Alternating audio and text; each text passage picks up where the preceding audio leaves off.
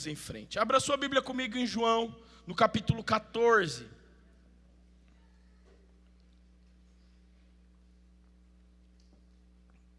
A Bíblia diz o seguinte: disse Filipe: Senhor, mostra-nos o Pai, e isso nos basta. Jesus respondeu: você não me conhece, Filipe, mesmo depois de eu ter estado com vocês durante tanto tempo. Quem me vê, vê o Pai. Como você pode dizer, mostra-nos o Pai? Você não crê que eu estou no Pai e que o Pai está em mim? As palavras que eu digo não são apenas minhas. Pelo contrário, o Pai que vive em mim está realizando a sua obra. Creiam em mim quando digo que estou no Pai e que o Pai está em mim, ou pelo menos creiam por causa das mesmas obras. Digo-lhes a verdade: aquele que crê em mim fará também as obras que tenho realizado, fará coisas ainda maiores do que estas, porque eu estou indo para o Pai. E eu farei o que vocês pedirem em meu nome, para que o Pai seja glorificado no Filho. O que vocês pedirem em meu nome, eu farei. Amém? Diga amém com força, irmão. Amém. Glória a Deus. Meu irmão, nós podemos, na teologia existem diversas maneiras de separar, de dividir, de organizar as obras e os feitos de Jesus na terra. Eu quero trabalhar com você 3 tipos de obras e você vai encontrar diversas dentro do material da teologia. Mas eu quero separar com você. Jesus veio operar na terra milagres em primeiro lugar, e nesses milagres, o que eu coloco dentro dos milagres? Curas, sinais, maravilhas. Quando Jesus expulsa demônios, tudo que é sobrenatural, eu coloco nesse campo do milagre, da obra de milagre. Em segundo lugar, Jesus ele ensinou sobre estilo de vida, sobre conduta, como as pessoas deveriam se comportar, como os cristãos deveriam caminhar e se comportar. E em terceiro lugar, não está em ordem de importância e nem de quantidade, tá? Mas só uma separação. E em terceiro lugar, Jesus ensinou sobre o reino de Deus e sobre a salvação, que é o que nós trazemos como o Evangelho. Jesus ele operou esses 3 tipos de obras.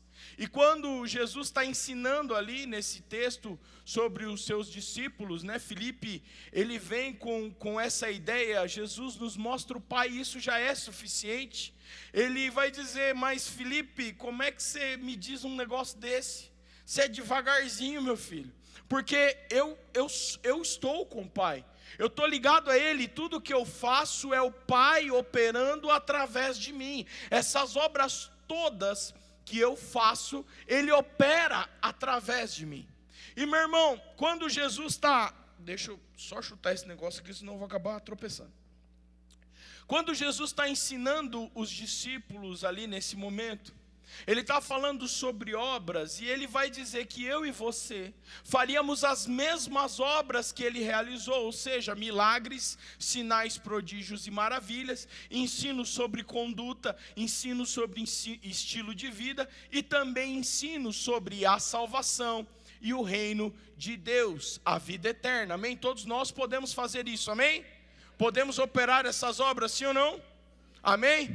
Agora, meu irmão, quando nós falamos sobre obras, a primeira coisa que nos vem à mente é a obra que nós trabalhamos por ela, nós colocamos a nossa força nela. Mas existem 2 tipos de obras: uma que tem trabalho envolvido e a outra que não tem trabalho envolvido. Pastor, como tem obra que não tem trabalho envolvido? Pensa numa floresta. Pensa na floresta nativa. Como é que a floresta se renova? Como é que a floresta caminha? As professoras de plantão podem me ajudar, os professores de plantão podem me ajudar. O que acontece?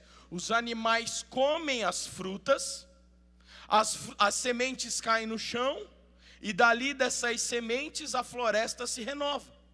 Então você vai pegar o pássaro que vai levando uma fruta um pouco mais para longe, vai ter um macaco, vai ter um sagui que vai comer de cima da árvore, e na hora que ele come, a semente já cai no chão, e a própria natureza vai replantando, é uma coisa natural, ela vai replantando toda a floresta. Isso tem trabalho envolvido, sim ou não? Não. Porque eles estão simplesmente vivendo, eles estão comendo, eles estão voando, eles estão fazendo o que eles foram chamados para fazer. Eles não estão propriamente dito trabalhando, eles estão simplesmente vivendo. Agora eu e você, os seres humanos, a gente vive na cidade, mas como é que os humanos se organizam? Né? Como é que nós nos organizamos na questão de alimento? Alguém compra um terreno, alguém compra um espaço, e naquele espaço ele fala assim: aqui eu vou plantar laranja, vai caber 253 pés de laranja aqui. Ele vai, compra as sementes ou as mudas, planta a laranja, ele espera que aquelas árvores cresçam, e naquele espaço só vai nascer laranja. Tem trabalho aí envolvido? Sim ou não? Tem, e muito. Porque a terra não foi feita para dar um tipo de fruto só. Ela foi feita para dar diversos frutos. Mas quando nós queremos organizar, quando nós fazemos as coisas de maneira intencional, vai dar trabalho. Vai gerar um trabalho, vai gerar um esforço. Quando Jesus está falando com os seus discípulos sobre obras, ele está falando sobre algo que é intencional, sobre algo que no céu, que no reino espiritual é natural, porque no céu, no reino espiritual não existe trabalho, existe obra, mas aqui na terra a gente trabalha, sim ou não?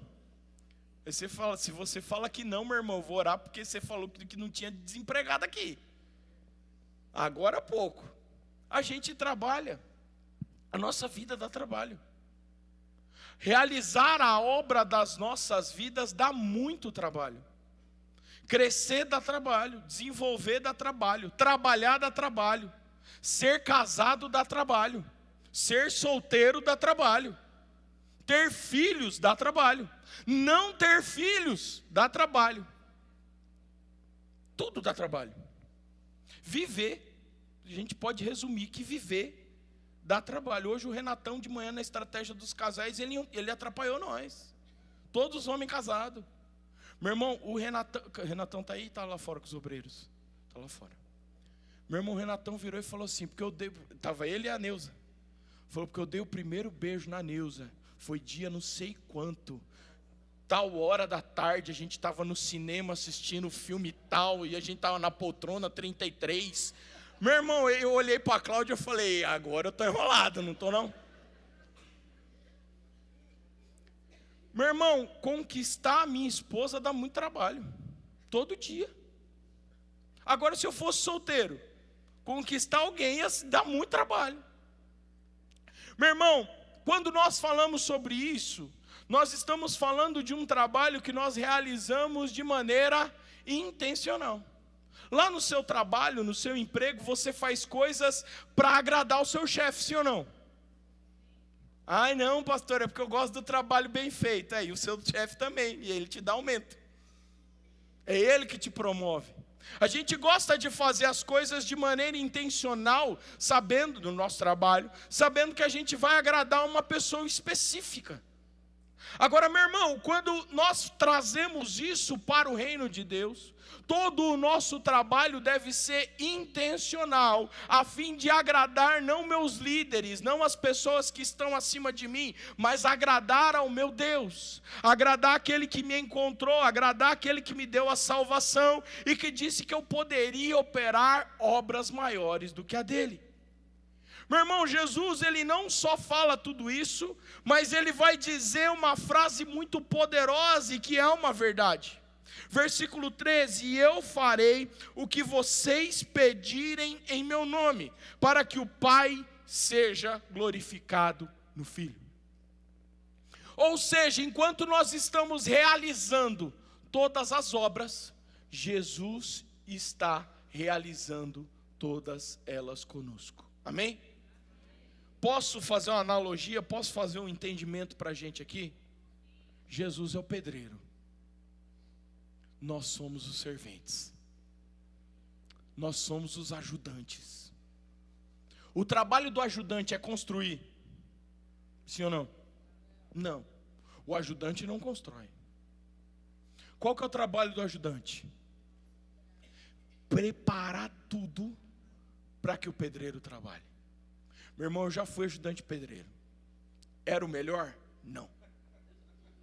Mas meu irmão, eu era. E o seu João, que era o pedreiro que eu trabalhava, a gente estava construindo nossa casa. Ele todo dia, eu não sabia nada quando eu comecei. E todo dia ele brincava muito comigo. Porque a gente chegava junto. E aí ele falava assim, ó, tem que ficar esperando a massa ficar pronta, tem que ficar esperando o tijolo chegar no lugar. Aí, ó, perco 1 hora de trabalho quase com isso. E a gente ficava ali brincando um com o outro. Aí teve um dia que eu falei, eu vou pegar ele. Meu irmão, acordei mais cedo. Cheguei de manhã, já preparei a massa, já coloquei nos caixotes. Já coloquei no lugar que ele ia trabalhar. Peguei os tijolos, coloquei tijolo tudo no lugar. Meu irmão era chega, até a colher já estava assim, cheia de massa, assim, para ele chegar e começar a trabalhar. Aí ele chegou, de manhãzinha, subiu a escada, olhou, falou, é assim que eu gosto, hoje o dia vai render. E aí começou a trabalhar, que ele realmente foi um dia que rendeu muito o trabalho. Nós somos aqueles que, entre aspas, facilitam o trabalho de Jesus. Jesus podia fazer tudo sozinho, meu irmão. Jesus tem o poder para realizar sinais, prodígios, maravilhas, derramar da glória dele sobre toda a terra, sem nem me passar por mim. Mas ele falou assim, eu vou usar os meus filhos, eu vou chamar ajudantes, eu vou chamar trabalhadores para a minha obra, eu vou encher homens e mulheres do meu poder, para que eles vão e deem fruto, e ainda eu vou dar autoridade para eles. O que eles pedirem no meu nome, eu vou fazer. Amém? Meu irmão, isso está ligado à intimidade. Porque em primeiro lugar nós entendemos que a salvação veio de graça, amém? Amém? Você não paga pela sua salvação, você entrega a sua vida em troca da salvação. E meu irmão, Jesus nos encontrou de graça, Ele nos deu a salvação pela graça, mas a intimidade com Ele é para poucos. Essa semana, segunda-feira, o pastor Júlio estava ministrando aqui, e ele repetiu diversas vezes uma frase que entrou no meu espírito. Deus não faz acepção de pessoas, mas Ele faz acepção de atitudes. A minha atitude me aproxima de Deus. A Bíblia vai dizer que o pecado faz separação entre eu e o meu Deus, entre você e o seu Deus. Agora, se o pecado faz separação entre eu e o meu Deus, quando eu abandono o pecado, o que acontece? O que é o contrário de separação? Aproximação. Eu me aproximo de volta do meu Deus. Porque o grande problema desse texto, meu irmão, é quando nós falamos, porque tudo que pedirem em meu nome eu farei, as pessoas olham e dizem assim, mas não acontece porque a gente pede mal. Fulano ora e não acontece porque ele pede mal. Você sabe por que a gente pede mal? Porque falta intimidade. Falta intimidade com Deus na nossa oração. Meu irmão, porque a gente tem um péssimo costume de dizer, se Deus quiser. E a gente tem que dizer, se Deus quiser. A gente não faz nada se Deus não quiser. Mas a gente imputa muito a se Deus quiser. A minha avó falava o seguinte quando eu era menino, né? Quando eu era mais novo, lá em Barbacena. O que minha avó falava? A gente perguntava, vó, a senhora vai para a igreja hoje? Ela olhava e falava assim, se Deus quiser, e Ele há de querer. Porque, meu irmão, você já parou para pensar, Deus não quis que você fosse para a igreja? Já pensou nessa frase? Não, Deus não queria que eu fosse hoje. Por que a gente fala, hoje eu vou se Deus quiser? Ah, pastor, mas tem o texto que Paulo é impedido pelo Espírito Santo de pregar o Evangelho. De 66 livros, tem uma vez que isso acontece. Ou seja, na tua vida toda, você tem direito a uma dessa. O Espírito Santo chegar para você e falar, hoje você não vai para a igreja não, varão. O resto todas, quando falar, você não vai para a igreja hoje não, você fala, eu vou. Ah, vou. Porque, meu irmão, são coisas que são óbvias. A intimidade, ela gera esse entendimento de que qual é a vontade de Deus para a minha vida, qual é o propósito de Deus para a minha história, qual é o propósito de Deus para o que eu estou fazendo. Agora um monte de gente sem propósito vai dizendo se Deus quiser. Ah, se Deus quiser. Meu irmão, eu sei o que Deus quer para a minha vida, eu preciso declarar o que Deus quer para a minha vida e para a minha história, porque eu já sei o que é, e agora eu preciso pedir para que isso seja liberado, amém? Você precisa pedir para que isso seja liberado. Você precisa começar a colocar na presença do Senhor aquilo que Ele já tem falado para você, aquilo que Ele já tem colocado no teu coração. Eu vou contar até 3. E você vai falar uma palavra, qualquer palavra, o mais alto que você conseguir, mas é com força. Você vai falar uma palavra com força quando eu disser 3. Bora? Amém? Você consegue? 1, 2, 3. Com força, irmão, pelo amor de Cristo. Vamos de novo? É tipo um berro mesmo, é um brado, é um grito, é com força. É aquele negócio desesperador, assim, você acordou de madrugada e você se assustou. Fala alto. 1, 2, 3. Glória a Deus. Meu irmão, é só para ver se você tem garganta boa mesmo. Você sabe por que eu fiz isso? Você entendeu o que todo mundo disse? Sim ou não? Não dá. Pelo menos 400 pessoas falando, gritando aqui dentro. Não dá. Você ouviu quem estava do teu lado? A maioria ouviu. A maioria ouviu quem está do lado por quê? Porque está perto. E normalmente na igreja a gente senta perto de quem? De quem a gente é íntimo, de quem é próximo da gente. De quem está perto da gente todo dia. Meu irmão, Jesus não precisa gritar. Porque se Jesus só falar, só o som da voz dele já precisa nos direcionar para todas as coisas. A Bíblia nos mostra que em determinado momento Davi, ele está olhando para o poço de Jacó. E o poço de Jacó está do lado dos inimigos. E ele sussurra dentro dele, que sede. Que vontade de beber daquela água. Aquela água é boa. 2 dos seus valentes levantam de madrugada, se colocam dentro do terreno do inimigo, vão até o poço, trazem um jarro de água, trazem até Davi, eles arriscam as suas vidas, eles arriscam tudo para poder satisfazer o seu líder. Meu irmão, Davi pega aquele jarro de água, ele não tem coragem de beber aquela água, e ele entrega em oferta ao Senhor aquela água. Meu irmão, mas Davi não precisou abrir a sua boca, Davi não precisou gritar, Davi não precisou olhar para o seu exército e dizer, eu quero que todo mundo vá lá do outro lado e pega aquela água que eu quero beber. Ele simplesmente sussurrou. Meu irmão, em nome de Jesus, entenda. A gente ouve a voz de Deus e quando Deus grita, quando Deus brada, quando Deus vem com fogo, quando nós ouvimos a voz como que de muitas águas, nós entendemos com uma facilidade incrível. Mas eu posso te afirmar, no teu dia a dia, você vai ouvir o sussurro. Jesus está querendo falar através de sussurro com aqueles que são íntimos dele. Então deixa você conhecer a vontade de Deus através dos sussurros que o Espírito Santo vai colocar no seu coração. Versículo 21, a Bíblia vai dizer do próprio João, capítulo 14: quem tem os meus mandamentos e lhes obedece, esse é o que me ama. Aquele que me ama será amado por meu Pai, e eu também o amarei e me revelarei a ele. Você é salvo, amém? Você encontrou a salvação, diga amém. Se você morrer agora, você vai para o céu, amém? Agora tem uma pergunta que é mais dura a gente fazer. Você é íntimo dele? Amém? Você é íntimo dele? Você conhece a voz dele no meio da multidão? Você conhece o sussurro de Jesus no teu coração? Porque, meu irmão, a nossa mente tem diversas vozes.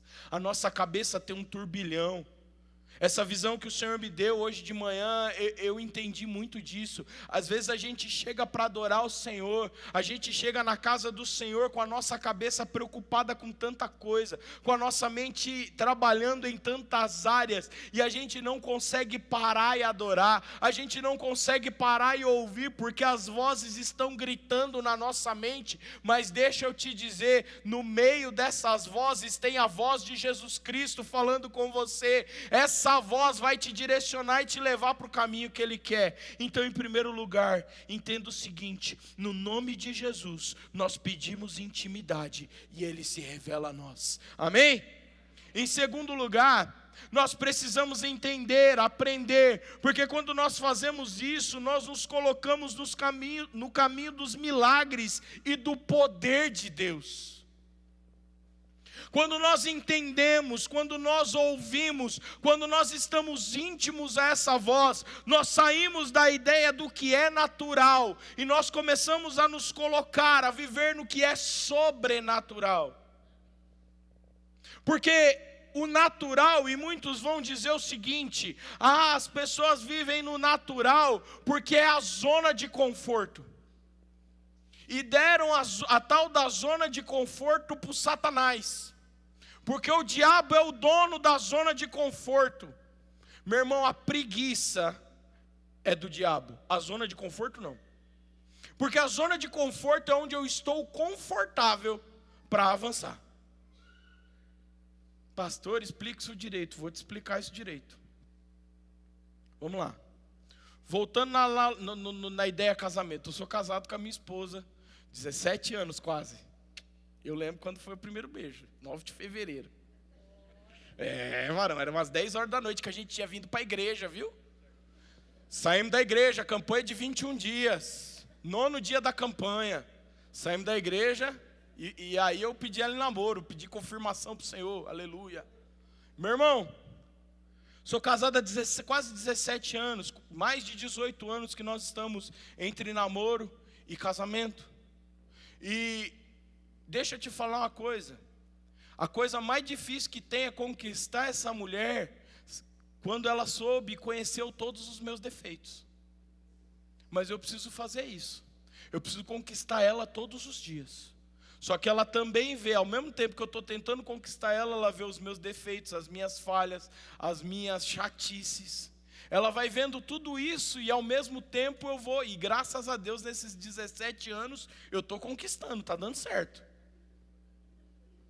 Só que esse é um ambiente confortável, porque eu amo ela. É um ambiente em que eu me sinto confortável para conquistá-la. Então muitas vezes a gente fala assim, a zona de conforto é um problema. Não, o problema é quando nós paramos na zona de conforto. E aqui não está ligado ao conforto, está ligado à preguiça. Quando nós falamos sobre a zona de conforto, nós temos que entender que é o lugar perfeito para que Deus opere sinais, prodígios, maravilhas e sobrenatural, porque nós estamos num ambiente confortável, controlado. Quantas pessoas tem na sua IC hoje? 12, 15, 18, 9, 7? Quer lugar mais confortável do que esse para que o poder de Deus opere? Quer um lugar mais controlado do que esse para que você seja um agente de Deus na vida do teu irmão e para que você permita que o teu irmão seja um agente de Deus na tua vida? Para sair desse estágio de natural e todos entrarmos no estágio do sobrenatural. Meu irmão, a gente vai visitando as ICs e já aconteceu algumas vezes da gente chegar no IC, a pessoa rasgar o coração e começar a abrir um problema, abrir uma situação, abrir uma angústia, e a pessoa se rasga na presença do Senhor ali, na frente dos irmãos, e ela fala, eu queria pedir oração por esse propósito na minha vida. Aí o líder, bem natural, que nunca tocou no sobrenatural, diz assim, essa semana nós vamos estar orando sim.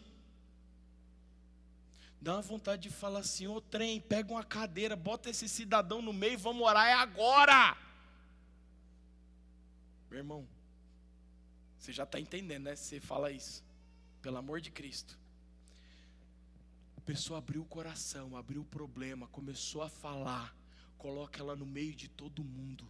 Todo mundo impõe as mãos e em fé compartilha a fé e começa a declarar o poder, a unção do Senhor sobre aquela situação. A gente começa a abrir a nossa boca e o poder de Deus se revela. Ah, pastor, mas eu tenho vergonha. Não é a hora de ter vergonha, você está num ambiente de conforto para que você coloque a vergonha de lado e vá. Ah, pastor, mas Deus me deu uma palavra. Você vai com todo carinho, com todo amor e vai entregar essa palavra. Você vai abrir a tua boca, meu irmão, a partir de hoje, porque o Senhor não te chamou para o natural, Ele te chamou para o sobrenatural. Porque Jesus não disse: tudo que pedirem em meu nome eu farei, para que você esteja orando durante a semana, é na hora.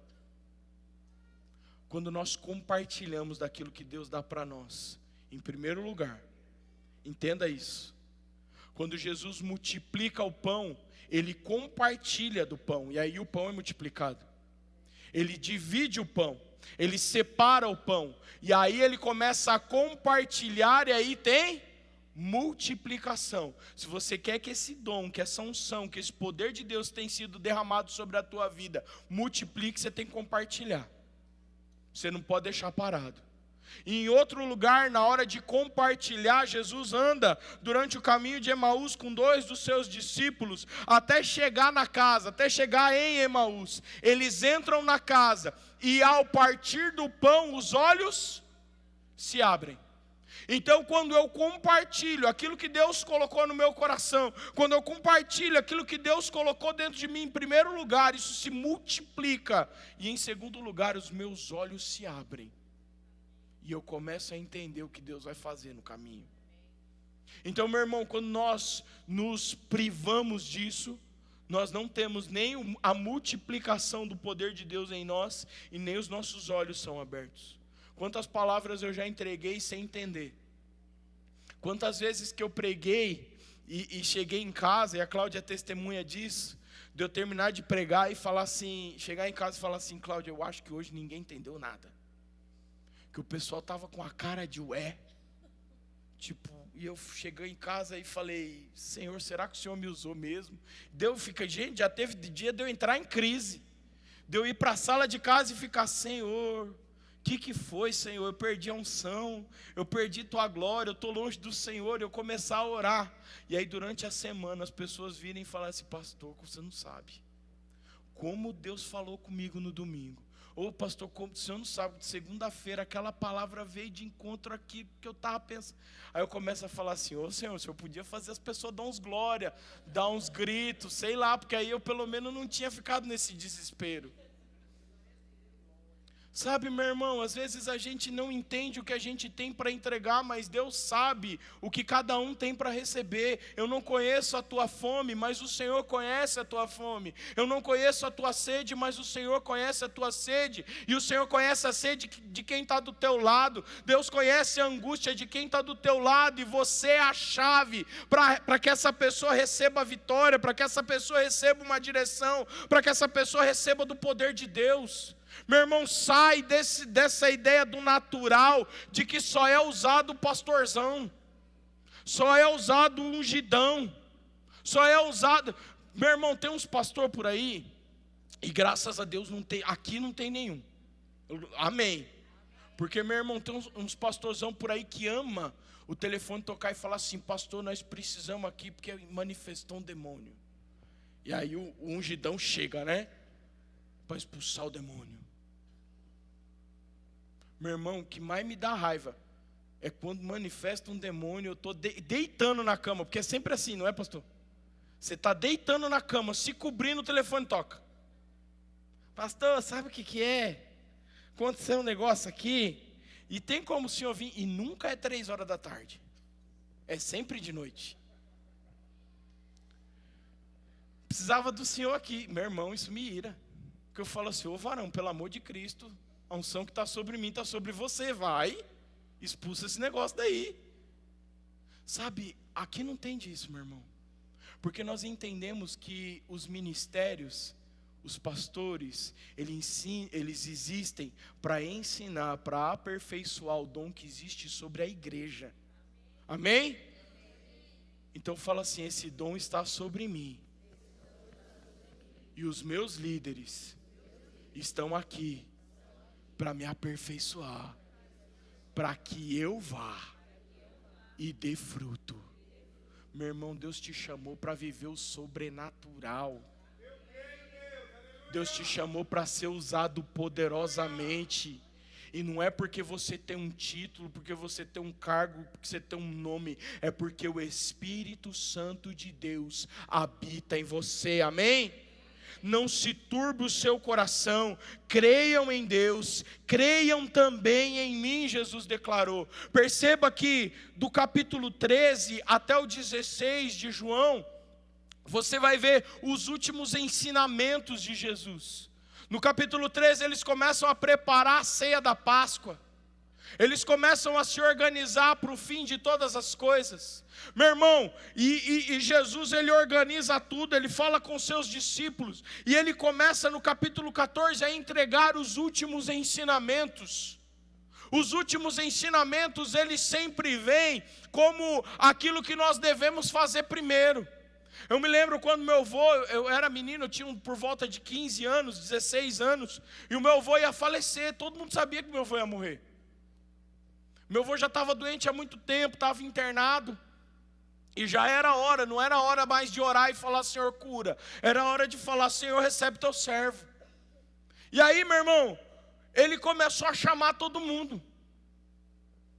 E vai os tios, vai os filhos, as filhas, né, os meus tios, as minhas tias, minha mãe.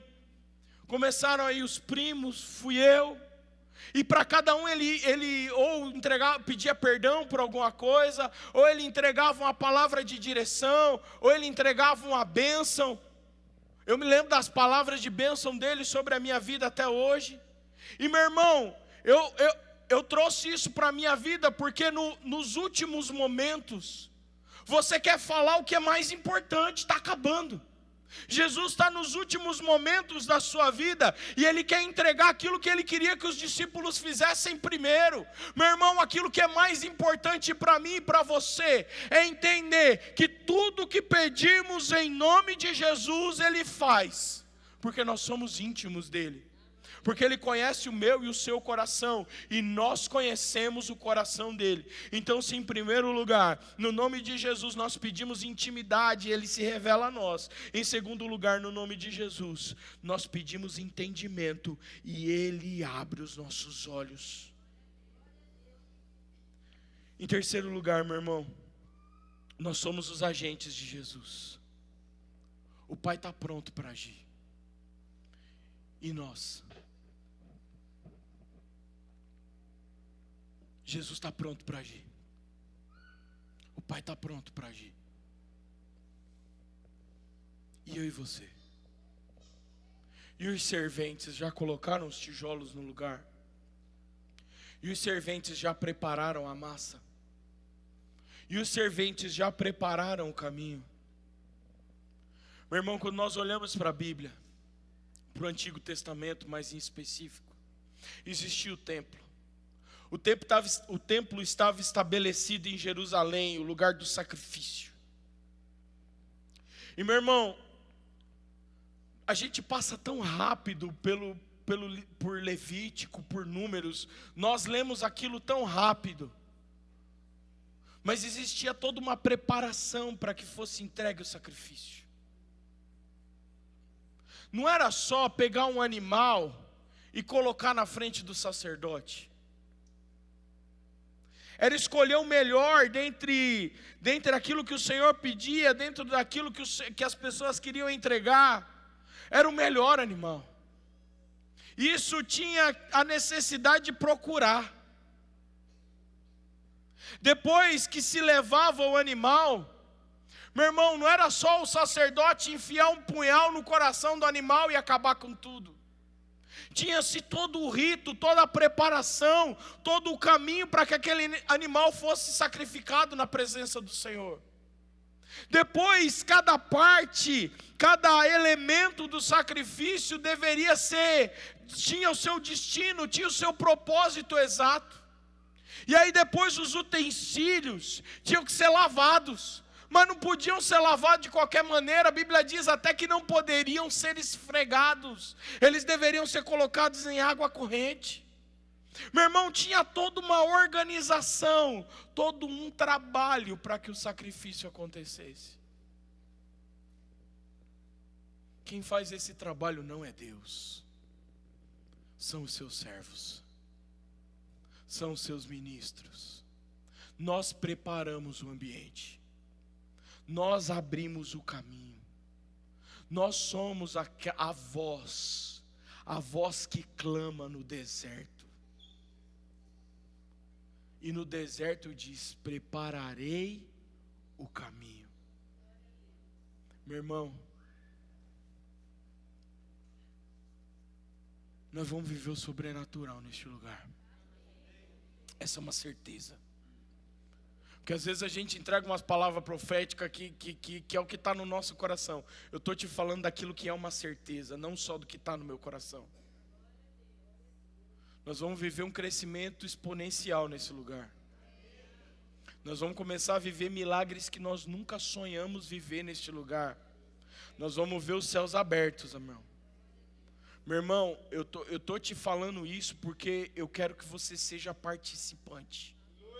Porque eu quero ser participante. Porque eu quero o meu coração, a minha mente, eu quero estar pronto para isso. Eu estou te chamando para vir se preparar junto comigo. Porque, meu irmão, tudo que pedimos no nome de Jesus, Ele opera. E nesse lugar Ele vai operar o sobrenatural. Agora eu quero te convidar, erga suas mãos bem alto, mas o mais alto que você puder, e diga assim: Senhor, eis-me aqui, porque eu quero ser o participante dessa obra. Aplauda ao Senhor, porque Ele está ouvindo a tua voz. Ministério de Louvor, vem, que senão nós vamos acabar 3 horas da manhã.